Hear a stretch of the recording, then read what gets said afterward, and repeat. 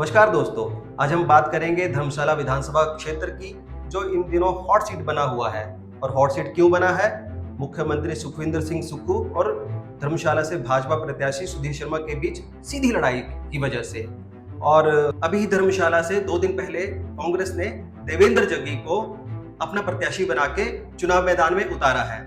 हालांकि चर्चा तो ये है कि देवेंद्र जग्गी जो है वो कमजोर प्रत्याशी हैं, लेकिन इस बात में कितना दम है, इस बात पर हम आज चर्चा करेंगे और समझने की कोशिश करेंगे कि धर्मशाला का पॉलिटिकल सिनेरियो, इसकी कैलकुलेशन कैसी है। त्रिगर्त के राजा धर्मचंद कटोच के नाम से बने धर्मशाला शहर में भाजपा और कांग्रेस दोनों ही दलों ने 2019 के बाद लगातार अपना प्रत्याशी चेंज किया है। अगर भाजपा की बात करें तो 2019 में भाजपा ने विशाल नेहरिया को प्रत्याशी बनाया। उसके बाद 2022 की बात आई तो 2022 में उन्होंने विशाल नेहरिया को रिपीट नहीं किया, उन्होंने राकेश चौधरी को प्रत्याशी बनाया। अब 2024 में उपचुनाव हो रहे हैं तो इस बार भी भाजपा ने अपना प्रत्याशी चेंज कर दिया। इस बार उन्होंने कांग्रेस से वोट किया तो सुधीर शर्मा को और उनको प्रत्याशी बना दिया। यही हाल कांग्रेस का है। कांग्रेस ने भी 2019 में विजय इंदर करण को प्रत्याशी बनाया। उसके बाद 2022 आ गया। 2022 में फिर से कांग्रेस ने अपना प्रत्याशी चेंज किया और सुधीर शर्मा को टिकट दिया और जीत भी गए। अब बात आई 2024 की, तो 2024 में फिर से प्रत्याशी कांग्रेस ने चेंज कर दिया। तो इस बार उन्होंने दांव खेला है कांग्रेस ने देवेंद्र जग्गी पे। अब बात करेंगे धर्मशाला के वोटिंग सिस्टम की। इससे आपको काफी कुछ समझ आ जाएगा कि धर्मशाला में पॉलिटिकल सिस्टम चलता कैसे है, खासकर वोटिंग सिस्टम से। धर्मशाला में करीब 84,000 के आसपास मतदाता हैं और अगर पिछले 1998 से अगर हम देखें तो हर बार करीब 60 से 62 हजार के आसपास ही वोटिंग होती है, यानी कि 84,000 में से 60 या 62 हजार के आसपास ही मत हमेशा डलते हैं। और इसमें से जब भी कोई चुनाव जीतता है, चाहे वो भाजपा का हो या कांग्रेस का या कोई और भी हो, तो उसको करीब 27-28 हजार वोट मिलते हैं। अगर कोई निर्दलीय चुनाव ना लड़े तो, यानी किसी को विधायक की कुर्सी तक पहुंचना है तो उसको 26 से 28 हजार वोट तो चाहिए। इस बार धर्मशाला में अभी तक 3 सशक्त उम्मीदवार चुनाव मैदान में हैं। सबसे पहले सुधीर शर्मा भाजपा से, दूसरे हैं देवेंद्र जग्गी कांग्रेस से और तीसरे हैं राकेश चौधरी निर्दलीय। धर्मशाला की जनता के मन में अभी ये सवाल उठ रहा है कि भाई कौन सा प्रत्याशी है जो जीत सकता है और कौन सा प्रत्याशी जो है वो किसके समीकरण बिगाड़ सकता है। तो हम बात करेंगे सबसे पहले खासकर भाजपा और कांग्रेस के प्रत्याशियों के बारे में कि किसका क्या पक्ष मजबूत है और क्या पक्ष कमजोर है। तो सबसे पहले हम बात करते हैं सुधीर शर्मा की कि सुधीर शर्मा का मजबूत पक्ष क्या है।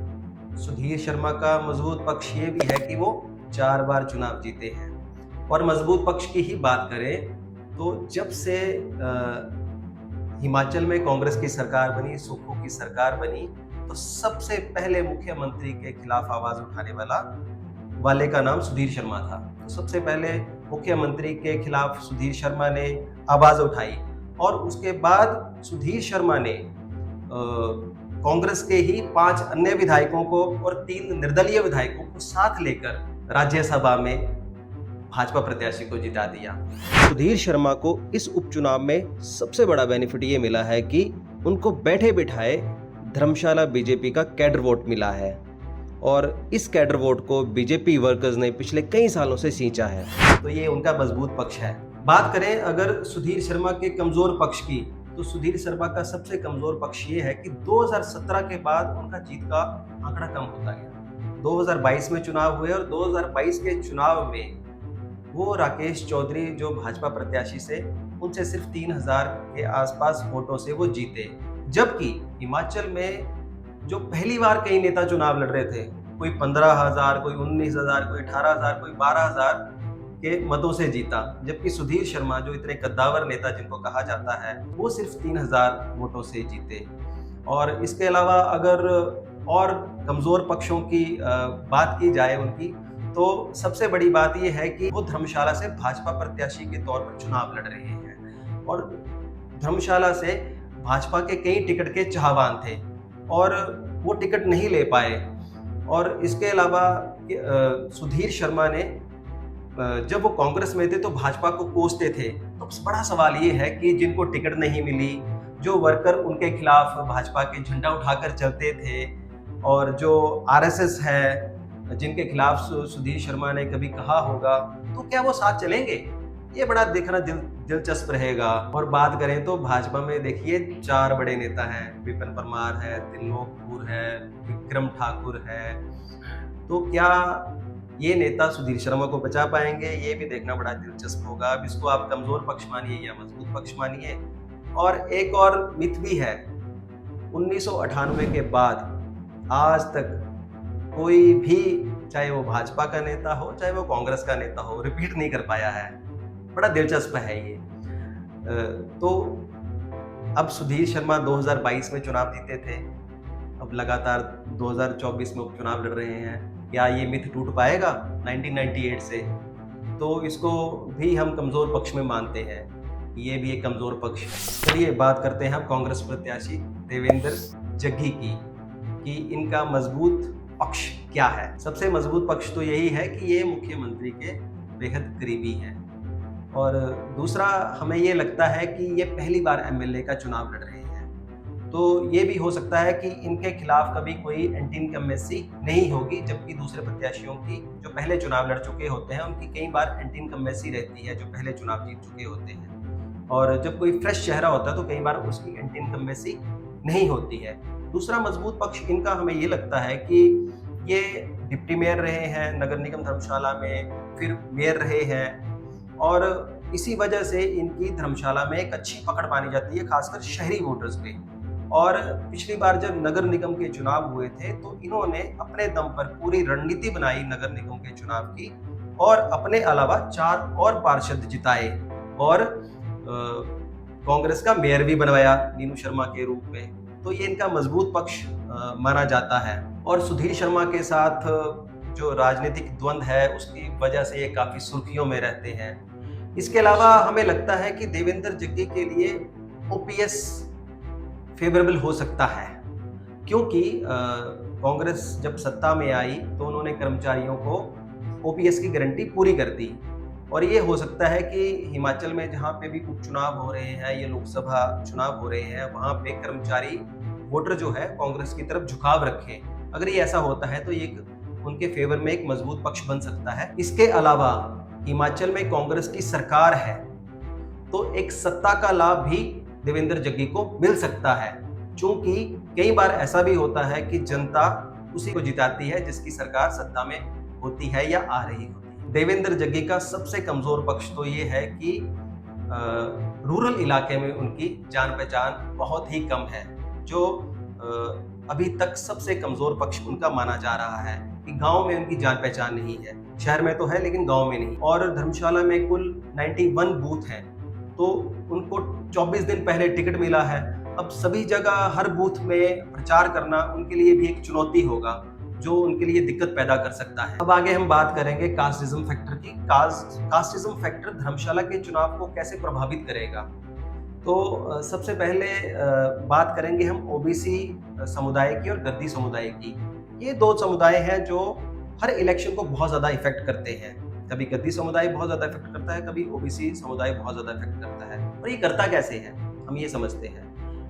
माना जाता है, या जो इनफॉर्मल आंकड़े हमेशा आते हैं हर चुनाव में, उसके अनुसार धर्मशाला में करीब 22 से 24 हज़ार ओबीसी वोट बैंक है।